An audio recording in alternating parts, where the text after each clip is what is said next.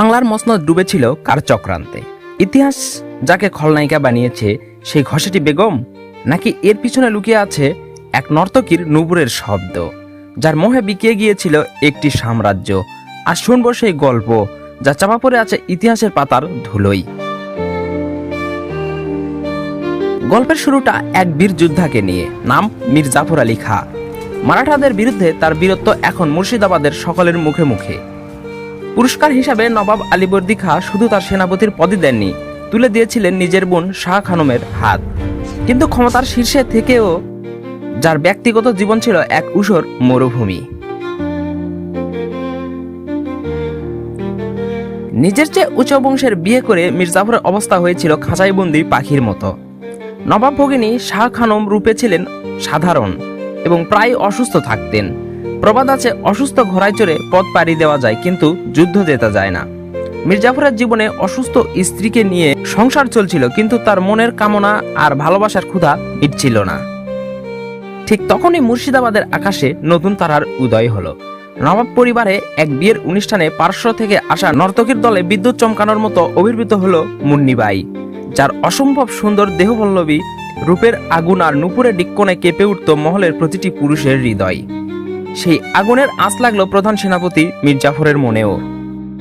জলসা ঘরের আলো আধারিতে শুরু হলো এক নিষিদ্ধ অধ্যায়, যা শুরু হয়েছিল কামনার বশবর্তী হয়ে তা ধীরে ধীরে পরিণত হলো গভীর প্রেমে। মীর জাফরের মরুভূমির মতো হৃদয়ে মুন্নিবাই যেন ছিল এক বহতা নদী, কিন্তু সেই নদীকে আপন করার মতো কোনো পথ ছিল না। কারণটা ছিল সমাজ। তখনকার রীতি অনুযায়ী অভিযাত্রা দাসী বিয়ে করতে পারলেও নর্তকীদের বিয়ে করা ছিল অকল্পনীয়। সমাজের চোখে নর্তকী আর পতিতাদের মধ্যে ফারাক ছিল সামান্যই। একদিকে নবাবের বোন জামাই, অন্যদিকে প্রধান সেনাপতি। এই পরিচয়ের ভারে মীর জাফরের হিম্মত হয়নি মুন্নিকে স্ত্রীর মর্যাদা দেওয়ার। জাফরগঞ্জ মঞ্জিলের সোনার খাঁচায় তিনি ছিলেন এক বন্দি পাখি, যার স্বপ্ন ডানা মেলতে পারছিল না। কিন্তু নিয়তি তার হাতে তুলে দেয় সেই চাবি যা দিয়ে সে তার স্বপ্নের দরজা খুলতে পারত। নবাব আলীবর্দীর মৃত্যু এবং তরুণ সিরাজউদ্দৌলার সিংহাসন আরোহণ মীর জাফরের সামনে এক নতুন সুযোগ এনে দিল। তার ব্যক্তিগত প্রেম আর রাজনৈতিক উচ্চ আকাঙ্ক্ষা মিলেমিশে একাকার হয়ে গেল। এরপরের ইতিহাস সবারই জানা। পলাশির প্রান্তরে এক বিশ্বাসঘাতকতার গল্প যা বদলে দিয়েছিল ভারতবর্ষের ইতিহাস। নবাব সিরাজ পরাজয়ের পর বাংলার মসনদে বসল মীর জাফর। আর নবাব হয়ে প্রায় 65 বছরের বৃদ্ধ মীর জাফর তার বহু প্রতীক্ষিত স্বপ্ন পূরণ করলেন। সমস্ত লোকলজ্জা সামাজিক প্রথাকে পায়ে ডলে তিনি বিয়ে করলেন তার ভালোবাসার নর্তকী মুন্নিবাইকে। তিনি প্রথম যিনি এক নর্তকীকে বেগমের মর্যাদা দিয়েছিলেন। যে প্রেম শাহজাদা সেলিমের জন্য ব্যর্থ হয়েছিল, সেই প্রেম মীর জাফরের জীবনে সফল হলো। কিন্তু ইতিহাস বড়ই অদ্ভুত। মীর জাফরের পর প্রায় 2 শতাব্দী ধরে বাংলা, বিহার, উড়িষ্যা শাসন করেছিলেন এই মুন্নিবাই এবং আরেক নর্তকী বব্বু বেগমের বংশধররা। অথচ ইতিহাসের পাতায় তারা প্রায় উপেক্ষিত।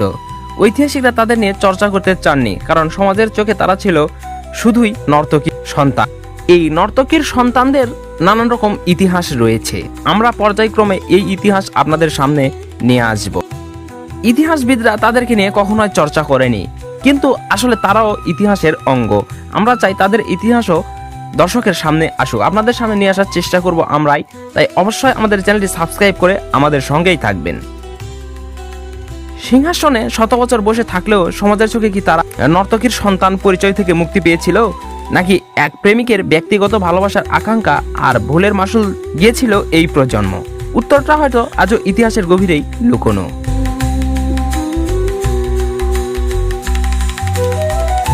ভিডিওটি কেমন লাগলো অবশ্যই কমেন্টের মাধ্যমে আমাদের জানিয়ে দিবেন। ভুল ত্রুটি অবশ্যই ক্ষমা সুন্দর দৃষ্টিতে দেখবেন। ভিডিওতে অবশ্যই একটি লাইক করবেন এবং আমাদের চ্যানেলটি সাবস্ক্রাইব করে আমাদের পাশেই থাকবেন। দেখা হচ্ছে পরেরও আবার নতুন কোনো ইন্টারেস্টিং ভিডিওতে। ততক্ষণ আপনাদের সকলের সুস্বাস্থ্য ও দীর্ঘ আয়ু কামনা করে আজকে এখানেই বিদায় নিচ্ছি। সকলে সুস্থ থাকবেন, সুন্দর থাকবেন। ধন্যবাদ আপনাদের সকলকেই।